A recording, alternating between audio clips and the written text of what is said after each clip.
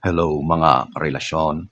Alam mo ba na may mga galaw ang mga babae na hindi sinasadya pero yun mismo ang dahilan kung bakit may lalaking biglang nagiging interesado. Hindi ito tungkol sa pagiging maganda, hindi ito sa kilos ng paglalandi, hindi rin ito tungkol sa pagiging maingay at pagpapapansin. Minsan ang pinaka nakakabihag ay yung mga kilos na hindi mo alam na ginagawa mo. Pero ang mga ito pala ay nakakaakit na sa lalaki.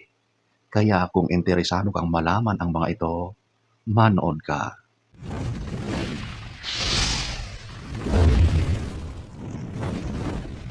Number one, ito yung hindi ka nagmamadali or hindi ka atat, eager na mag-react sa mga sinasabi niya.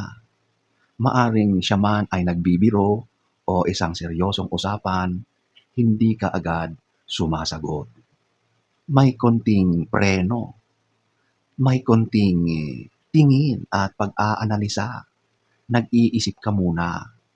At sa mga maliliit na sandali na yon, nagkakaroon ng mas malalim na koneksyon sa inyong dalawa. Bakit? Dahil karamihan sanay sa instant reaction, instant reply, instant emotion at validation. Pero kapag hindi ka nagiging predictable, mas nagiging interesting ka. At ang mga lalaki, karamihan, kahit hindi niya maipaliwanag, pero napapaisip yan. Ano nga ba ang iniisip niya? Nagiging curious siya sa iyo sa umpisa pa lang ng usapan. Number two, yung may sarili kang mundo kahit magkasama kayo. Habang kausap mo siya, pinaparamdam mo na hindi ka distracted sa ibang bagay. Nakikinig ka, nakangiti ka, nakatingin ka sa kanyang mga mata. Dito, ramdam ng lalaki na interested ka sa kanyang mga sinasabi kahit marami kang pinagkakaabalahan.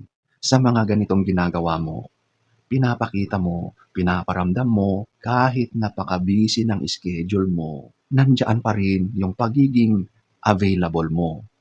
At mas nagiging interesting ka sa lalaki kapag nakikita niya na porsigido ka, may ginagawa kang iba, hindi ka lang nakafocus sa kanya, may direction ka, at alam mo kung bakit ito nakakaakit, nakakabihag, dahil ang lalaking emotionally mature mas naa-attract sa babaeng may direction, may pangarap, may sariling mga goals. Hindi man siya ang sentro ng mundo mo, pero bahagi pa rin siya ng mundo mo. Number three, hindi mo siya pinipilit mag-open. Maraming babae ang gustong malaman lahat-lahat agad kung ano ang iniisip niya, bakit siya tahimik, may problema ba? Pero ikaw, hindi ka nagtatanong, hindi ka nag-i-interrogate. Kapag hindi siya handang magsalita, hinahayaan mo lang siya. At doon, nangyayari ang magic. Kapag hindi siya pressured magsalita, mas nagiging safe siyang mag-open up at mag-share. At kapag ikaw ang nagiging safe space niya, nagkakaroon ng emotional position sa buhay niya. Hindi dahil pinipilit mo, kundi dahil nagiging comfortable siya sa'yo. Number four, yung alam mong kontrolin ang energy mo, ang sarili mo. Bihira din ito kapag cold siya, malamig ang pakikitungo, nananahimik siya, hindi ka agad-agad nagtatanong o hindi mo siya pinipilit magsalita. Nagsasalita ka man, pero yung tono ng boses mo ay hindi tumataas. Kapag busy siya, hindi ka nag-o-overthink agad. Kapag hindi siya nakakapag-reply agad, hindi ka nagpapanik. Chill ka lang. Alam mo kung bakit ito malakas. Dahil karamihan nagiging emotional mirror. Kung malamig siya, lalamig ka din. Kapag mainit siya, nagiging clingy ka. Pero kapag steady ang energy mo, nagiging mas malakas ang dating mo. Nagiging anchor ka. At ang lalaki, kahit hindi niya aaminin, hinahanap niya ang babae na hindi siya napapagod emotionally. Walang mga drama at mga matataas na emotion. Number 5, yung may softness pero may mga boundaries. Hindi ka nagiging malupit o harsh. Hindi ka agresibo, pero hindi ka rin basta-basta. Kapag may biro na hindi ka komportable, kaya mong magsabi o itama ng mahinahon. Kapag may bagay na hindi akma, wala sa ayos, kaya mong ayusin ng hindi sumisigaw. Ang kombinasyon ng lambing at pagiging firm ang nagbibigay ng balanse. At ang balanse na iyon ay nakakabihag dahil nararamdaman niyang hindi ka madaling i-control. Meron kang kontrol sa iba't ibang uri ng mga sitwasyon. Kumbaga, hindi mo pinapanaig ang matataas na emotions mo.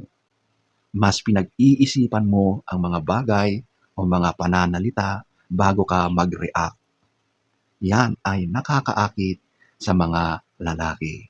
Number 6, yung hindi mo kailangang patunayan ang halaga mo. Hindi mo kailangang sabihin or ipagsigawan kung gaano ka kaganda. Hindi mo kailangang mag-post araw-araw sa social media sa mga achievements mo. Hindi mo kailangang sabihin kung gaano ka ka-desirable. Pero nararamdaman nila yan sa paraan ng paglakad mo, sa paraan ng pananalita mo, sa paraan ng pag-set ng mga boundaries mo, nararamdaman ang value mo. Hindi mo kailangang ipaglaban or ipagsigawan yan.